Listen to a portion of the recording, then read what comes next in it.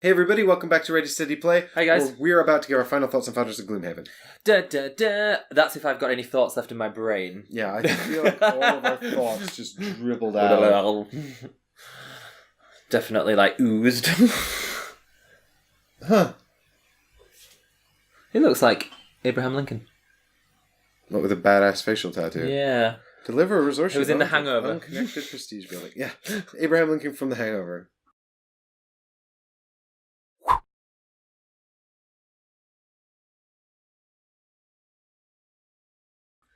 So, we've just finished playing Founders of Gloomhaven. Congratulations, by the way. On playing it. No, I'm winning. Thanks, dude. Yeah, it was, we didn't make any mistakes, really, except for that one time we put a road down wrong. Correct. I mean, we made lots of misplays, but I think we got the rules correct. I think we got it pretty much right. Which is interesting. Yeah. I mean, it's amazing how once things started to get connected up, it was just like boom, boom, boom, boom, boom, boom, boom, boom. I feel like there's actually a huge sort of like it's almost second like a pivotal, act. yes. Yeah, but I feel like there's a huge sort of second act gameplay that we actually just kind of skipped over because we didn't realize it was happening. Yeah, we didn't really realize it was happening until it was sort of over. And it was like, oh, wait. Like, even when we were like, oh, wait, that's now connected to things. Oh, the game's over. Yeah. It really caught us off guard, which is interesting. I feel like if you were playing it... snowballed, yeah. I mean, I think it's actually a symptom of filming as well, because I feel like we probably could have spent another good 2-3 hours just sitting and sort of playing this tessellation area control game, blocking each other with buildings in this middle section, vying for the best possible position. Yeah. Which we didn't do.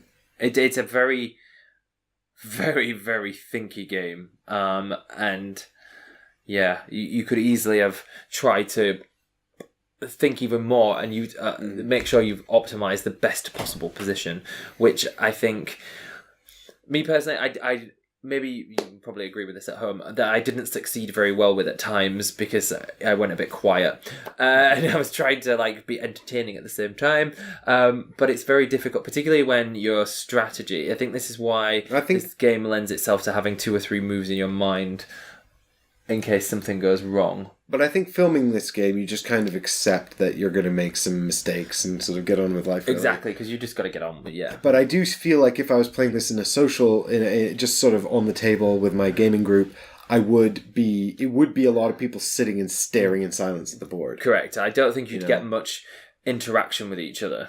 Well, there'd be a lot of interaction in terms of gameplay, but I just don't think there'd be a lot of social interaction. Yeah, talking is because there's no trading, there's no... It's very much your own. You're trying to plot your own optimized area to get the most points for yourself, and you don't really need to talk to anyone about that because it's all your strategy in your own head and how all the other players go. I think the only time to talk to one another is during the vote, and even then, I mean, you can't. It's only if you were sort of like, if you felt someone was going to lean into a building you didn't want on the board because it was going to help another player, you could appeal to their sort of sense of balancing the game, by saying, like, don't go for that building because, or vote against that guy. But yeah, so it probably would have played out a little bit differently if we'd just been playing it amongst ourselves. I also think... The one thing I think we mentioned about this before, I'm not quite sure, but if you had 2 or 3 players, it probably would. If we were filming it, I don't think it would have added much to the time. But I think the more players you have around the board, the more thinking time people are going to do with trying to optimize their. But I think you've also got, because I think what's going to happen is that maybe will need more time to think, but you'll also have more goes to think during. Yes, so you'll be more quick to do your go. Yeah, exactly. Right, when it gets around to your go, hopefully you've more or less thought it. Like, the thing is, if you're taking a long time to plan your strategy, and then I'm really quick because I've been thinking while you've been thinking, then it's almost like I'm done and back to you, and you still haven't had time to think about your next move. Yeah. So the game will really sort of reveal the people who don't have their whole strategy sussed in their head at all times. That's true. But because of the way it uses the action cards and the follow-on mechanics, there's always something to be doing, even when it's not your turn. And that's good. Mm-hmm. And I think the fact that the way the call to vote mechanic works, because you don't have the income cards we were using in a 3 or 4 player game. No, that's how you get your income, isn't it? Exactly. You need other players to call a call to vote. And so I suppose that'll get more cards on the board as well, the more prestige buildings. It'll get more prestige buildings out, there'll be more opportunities to earn points, and I think that actually I don't think the length of the game will change very much. No, I agree with that. Because it's just everyone will play a smaller part in building Gloomhaven. Yeah. And I think there'll be a lot more focus on, because I felt like in this game, the struggle for you and me was just connecting things up in a way that was viable and legal. Yeah. Oh no. Oh no. Have we done something wrong? Yeah. You see that library I've built on the left-hand section? That's illegal. It's right next to my leather. God damn it. Oh no! I was doing so well. Not messing up. Oh god, people have been shouting at that since episode 2, probably. Well, I think actually that was probably down about halfway through the series. Oh, see, I won really. Do you know what? There was actually... it's funny. I remember when I was putting it down there because I was thinking there was a bunch of places I could have put it at the time. Yeah. And I was thinking, now there was a reason I wasn't going to put it here, but I can't think what it was. So I'll just bung it here because I was like, move on, keep the show going. And I remember sort of stopping and thinking for a minute, I can't put this here for some reason. I don't think that's a big game changer. We'll never know. We'll never know. Anyway, it's not like it was by 2 points anyway or anything like that, is it? I don't think that. Well, I mean, the building would have just been down here somewhere otherwise. Yeah. I think. Or even like over here somewhere. It still would have been connected some way, wouldn't it? Oh, there were loads of places to put that at the time. Yeah, it's. I can't imagine. I genuinely don't. If it had been here, maybe, but I wasn't. I'm here, so it's all good. There was lots of places to put that down. Anyway, that's not the point. The point is final thoughts on. I agree, and. Going back to your comment about it exposes people that don't necessarily have a strategy. Similarly, if you're a bit too reliant, if you haven't built your hand, what I had a lot of trouble with, particularly in the middle part of the game, is trying to get my deck more optimal. Mm-hmm. And I felt like I'd stalled halfway through, which was how you were able to take the lead. And then at the end, while I was catching up, I'd left it too late to try and vie for victory. Well, your engine stalled out because you didn't have the income, and I feel like maybe you forgot to adjust this a few times at the end, but that's fine. Yeah. But the thing is, what I was doing was using my money here to allow me to build more advanced resources to increase my income, because I knew that the faster you can get a higher income, the more I'll get out of it over the whole course of the game. Yeah. And what you failed to do was use this for the very same effect. Like, this is essentially money as well. It's just a more challenging way. Like, here, I give up a point, I get $5. Okay. I don't like giving up points for money, but at the start of the game, money's much more beneficial than points. Mm-hmm. And I feel like it's going to come back around if I use that to develop my income, like I said, to get more benefit out of that over the course of the game. And here, what you needed to be doing was buying access to resources, which, like my resources, for example, you should have had all of these on the board. Well, I mean, to be fair, the middle section we didn't go into. But you should definitely have had the livestock down sort of almost straight away, buying access to my resources and stealing the advanced resources I might want to make. Because that's you can do that cheaper than me. So you can access what I've got. And that's why I think you noticed this. You kept saying, you haven't put down the resources on the board. And that's because I knew that if I did, you could get access to them really cheaply. And then I'd be in a conflict with you that I didn't want. Yeah. But I think you thought of it and I didn't. And I think your racial abilities are really important. They are very powerful. And this is, and to be fair, we've played it. It does recommend you not to use this while getting used to the game. Yeah, so it says on your first playthrough, flip it over, you don't play with these at all, do you? No. The meeples. Yeah. So you just don't play with the meeples. I don't know how you get... I guess you just don't have these. Yeah. Is that right? Correct. It's like you just don't have that availability because you can't put them out.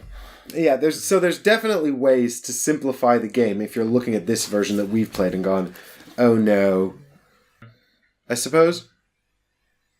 But, I like asymmetrical player powers. I don't have a problem with it. In Lords of Hellas, you have the blessings that you get out, and that's a lot of people really enjoy that. Mm-hmm. Actually, in Lords of Hellas, I like it less. Yeah, I'd rather have asymmetrical player powers established at the start, or that are bought from some kind of marketplace than drafted from a deck of cards. Right. But then again, build the temples first, get the drafts first, whatever. That's not about Founders of Gloomhaven. God, I really feel like my brain is just totally fried. This is one of my main... But then this is what Euros are all about, isn't it? Yeah, but this one is particularly brain frying, and I think it's a combination of the trickle-down resource system and the tile tessellation system. Yeah. Because they're two quite complex systems with a lot of little bits and pieces and moving parts that you've got to be managing... That you in need tandem. that you need to manage mentally well. in tandem. And that's so difficult. It's not something that you would bring out as a piece of light gaming. No, this is super... I would say this is super heavy. Yeah, I feel like I've keeping that up to date too. I feel like I've done... I feel like I've been through the ringer. My brain hurts. Yeah, my brain is like, we're done. Whatever else you had planned for today, cancel it. And don't get me wrong, I prefer... I'm a fan of a Euro, as a general rule. And it's not that I don't like this, but I can see how off-putting this could be for some players, people that aren't generally into Euros either, because there's a lot to think about. It's not just your general Euro. Oh, this is not a light introductory game. This is like... it's no Lisboa or Anachrony. Although, is it? I don't know. Difficult comparison. They're heavy Euros, but they're not this. They're worker placement and other stuff. This is... this is... for what it's worth, this is quite unique. I don't know a game... I don't know of a game that does this. I don't know... I know lots of games that have, action and follow mechanics and action selection mechanics. I know lots of games that have tile placement and tile placement optimization and sort of points connected to building things. But what I don't know is a game that does it all and does it this heavy, It's like, it's like Baron Park times 1,000,000. Yeah. Plus... some really crunchy number thing. If I wanted to get someone introduced to this, I'd be like, here's a game called Baron Park. Let's play it till you're bored, and then I'll show you something the next. Yeah, although you probably need another middle step before you get to this. Yeah. It is quite... The fucking gate to nowhere. I know, Oh, wait a minute, this road isn't connected to anything. Shit. Is that the Rose from Black Rose Wars? Oh, I don't know. So yeah, it's and the achievements, those are a variant as well. You don't have to use those. No. I did quite like it. I would definitely play it again. See, I would like to play it again, but I don't know. I'd have to properly mentally prepare myself for it. Yeah, I think that's the thing. It's not. That's it's not like it's like we're sitting down to game now. It's not like a light half an hour-y thing. No, yeah, not at all. It's definitely not a pub game. No. It's not a big social group game. It's like 4 friends getting together to play this epic that you're going to be here for a few hours. But I think it fills the same sort of slot as another heavy Euro. Like the Mind Clash games or other heavy Euros that are leaking out my ears. I think you feel like you've been through a ringer as well. I've been working hard to beat you. Oh, you succeeded. Well done. Woo! Great. Oh, dude, I cheated again. Oh, when? I can't build these bricks here. Why not? Because I've already got bricks in that sector. Oh, yeah. Oh, God, dude. And also, I didn't even need to build those bricks there because they're already here anyway. Connected. And they were connected up anyway. That's fine. So you still would have won. Well, yeah, that's not the point. The point is to do it correctly. Oh God. See, this is why I said it was heavy. I think this is why you need more players, so you can, like, take turns keeping each other in check. Like, oh yeah, you can't do that. Oh yeah, you've got to be, like, ready for people to... It reminds me a lot of Spirit Island. I think it's the heaviness of the mechanics, the moving parts. You know, it's very easy to sort of miss a minor thing. And I mean, we played this almost twice before we sat down to do it today. By which I mean we played it twice, but we didn't play it all the way through. We didn't play it all the way through. But we did most of it. But it's just it is a long game. It is. It's like 2-3 hours, isn't it? Yeah, and really, I mean 6 buildings. It feels like a long. You saw how quickly it escalated towards the end of the playthrough, but at the start of it, you're thinking, "Oh my god, we've had so many goes. We've only got 2 buildings out." It's funny how it could have easily escalated in terms of sort of game points, right? Like, and completing buildings, right? Like, that can escalate quite quickly. But I think actually what might de-escalate as the game continues is the speed of play, because while we were playing faster, I think, actually, and that might have led to this stupid mistake. Yeah. I can't believe both the mistakes are mine as well. But now looking for places where you've accidentally fucked up. Can't see any. So annoying. See? Woo! Come on, simpleness. Well, it wouldn't have made any difference, though. Yeah, it wouldn't really have made any difference. I was really just wasting my own money and time. I might have won harder if I'd been more efficient. But by the end, I was just kind of like, I was like, I don't think you can catch up with me. Let's see if we can just finish these buildings. I think you knew for sure I couldn't. Well, I don't know, you made some pretty good strides right at the end there when you accidentally ended the game by connecting this up and completing 3 buildings. But I think there's a real danger of where we were escalating our speed of gameplay, partly because I think we were very exhausted, and partly because I think the scores were so disparate. But if it was very close, I feel like you would get a lot of people spending a long time thinking about how they can use the buildings to block each other. Yeah, you know, because if you can if someone builds a gate or whatever, and then you just block them with some building, you know, then you could stop them from connecting up their sections, and then you'd have a whole nother game where you're building these advanced buildings over again to try and sort of like it would shift from being sort of like the challenge of connecting up the resources to where they need to be to deliver them, to using the buildings as sort of blocking devices to block off your opponent's version of the resources so you can build your own and get the points. Yeah. And that could become very thinky. So while the game, it would feel like the speed of the game sped up, everyone was maybe thinking, oh no, it's almost over. I've played for 2 hours. I don't want to just give the game away. Let me see how I can sort of make this work in my favor. Okay, if I put a university here, then he can't build and connect up those things because you can't connect through buildings. Yeah. Yeah. That's so I feel that limited me at times. That was a lot of my errors. It's not utilizing the buildings right. I had to remember about connecting things and roads, and which it does catch. I imagine it catches a lot of people out. But like you say, if you have more people playing with you, you'll notice each other's mistakes probably a little bit more frequently than we did. But I say mistakes. We didn't make that many. I don't think so. I mean, I think you even helped me a couple of times. Well, you need to make a distinction, I think, as well between like sort of mistakes like, you know, breaking the rules and mistakes like misplays. Yeah. You know, like I made a bunch of misplays, and I suspect you did too. Definitely. But they're like the university. But that's okay. That's okay. You know, like I'm. You know, misplays are fine. Maybe as well because we were trying to play faster to make a bit of a show for you guys as well. So, yeah, perhaps. Yeah, what I'm saying. That's definitely true. Well, the question is, though, in the end, did we really play fast?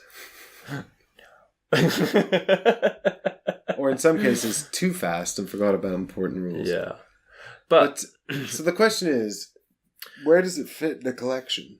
Well, I think it's very unique. I don't think there's any, like you said before, I don't think there's anything like it. So, people who are into Euros, I think they would enjoy it. And as I say, it fills it. What I quite like is that it fits towards the Gloomhaven series as well. Oh yeah, that it fits into Gloomhaven. So it's like now you've built the Gloomhaven, and you can go and have adventures there. Mm-hmm. That's fun. Dude, I don't know. I did like this advisor system of drafting advisors to unlock more actions. Mm-hmm. I liked the sort of mini game of timing your call to vote. Correct. I like how they're limited to, because this is all very important as well about the resources that you earn. Yeah. And have access to. When I went to buy the decorator and I couldn't, I was like, shit. Doubt. Because I needed more of the upgrade actions a number of times, and I didn't have enough of them. And there were periods as well where I'd buy a card because it gave me an action that I wanted to play before I played my call to vote. Yeah.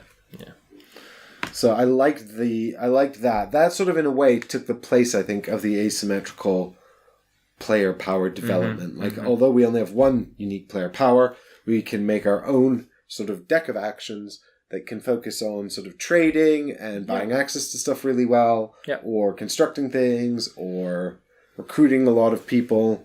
Mm-hmm. Oh shit, we get money. We get points from money and... Dude, I think you've won. I don't think we need to do it. Money and these lasting influence tokens. Well done, yes. Okay. I really don't think we need to. Are you sure? I think I've got some more points here than you.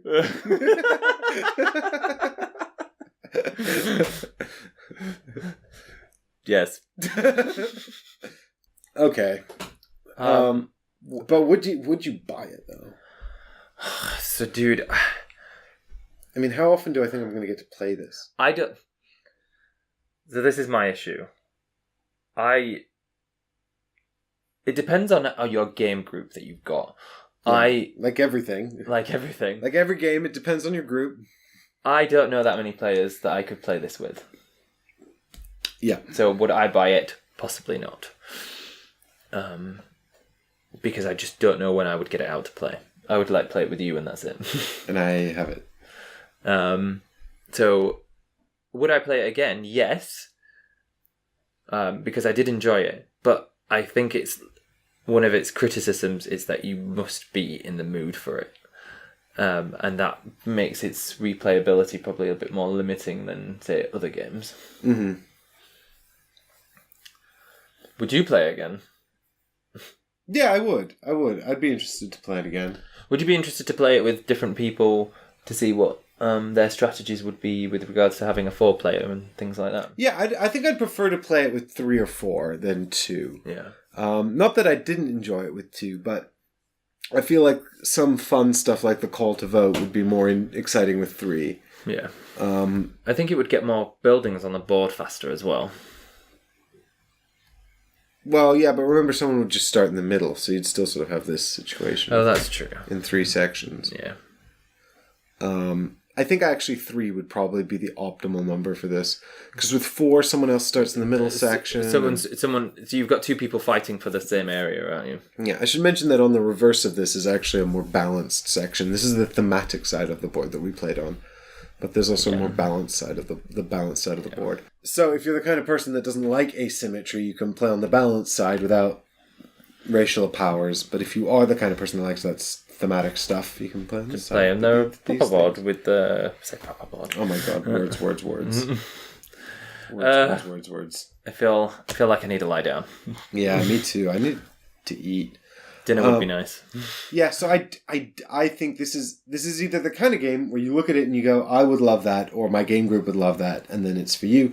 But I don't think that if that's not your reaction... I mean, if you're burning through heavy Euros and heavy games and you want something that's a bit different and a bit interesting... This would be for you. This would be for you. But I think, if you're just starting a collection and you hear people ranting and raving about Gloomhaven, I'm not sure this is your first best choice. No, it's quite intense as a first choice. Yeah, and it's got a lot of finicky little rules, like the cascading points thing, and even just having to remember all these sort of like little bits and pieces. Like, I still find the fact that things are diagonally adjacent weird. I mean, that's not really an excuse for this, but I still find that weird, and I find it kind of weird to look at.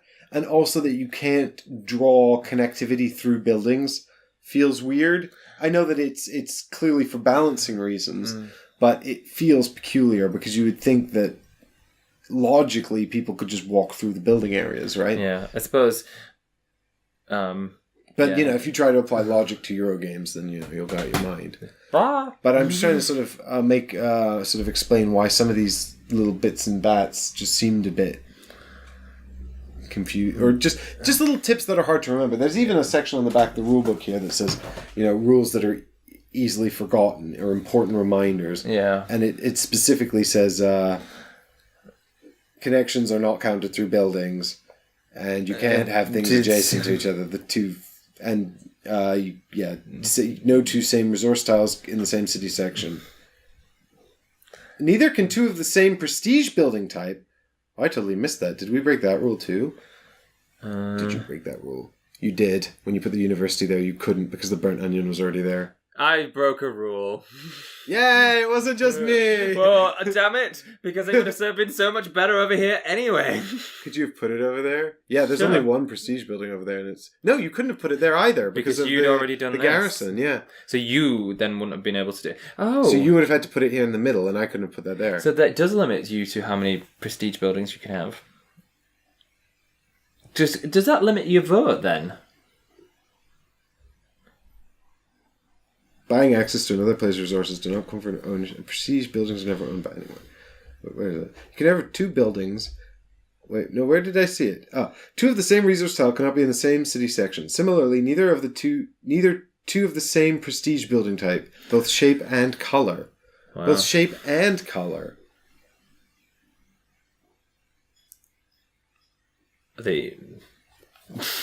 Are there any the same shape? There are. For example, the brown door in the traveling troubadour. Same shape, same color. Get out of here. Or like comfort and class and this same shape. Can't get out of here. Not same color. Okay, so there you go. There's something else that we totally broke. Didn't know. See, too much thinking. Well, hopefully it didn't affect your enjoyment of it. Yeah, we apologize for those mistakes. Hopefully it didn't affect your enjoyment of it. But it reminds me of when we were originally playing Mage Knight back in the day, which is a rather intense deck builder with sort of map exploration and movement. And some of the rules were so fiddly that you actually had to have other people literally play like sort of umpire while you were having your turn to remind you. And it even had the rules for backsies so that you could sort of play out a thing and then go back. Yeah. It was like, here are the rules under which you can have a backseat. Yeah. So I think if you're up for that, and you're up for that challenge and that mental sort of stimulation, this is for you. Yeah. But if it's not something that you particularly enjoy, then maybe, steer clear of this one. Not that it's a bad game or not an enjoyable one, just. But it's definitely got its moment, Yeah. And like I said, I think we've more or less covered it. It does add something interesting. I would play it again for sure. Cool. Me, I would. Probably not anytime soon. I'll have a break and I'll come back to it. Yeah. Much further on down the line. All right. But thank you all very much for coming on this Gloomhaven adventure with us. Sorry that was a bit of a exhausted final thoughts, but it's been a trek building this city. It really has. Sorry for the engineering mistakes, the engineering errors during our playthrough. Oops. But we didn't do it on purpose. We did not do it on purpose. Cool. Well, thanks for having me, and hopefully I'll be back soon, if he allows me. Nap time now. Good night. Nap time now. Bye-bye, everybody. Thanks for coming on this adventure with us. We'll see you in the next one. See you soon, guys. You'll have your own adventure tomorrow. Thanks for watching.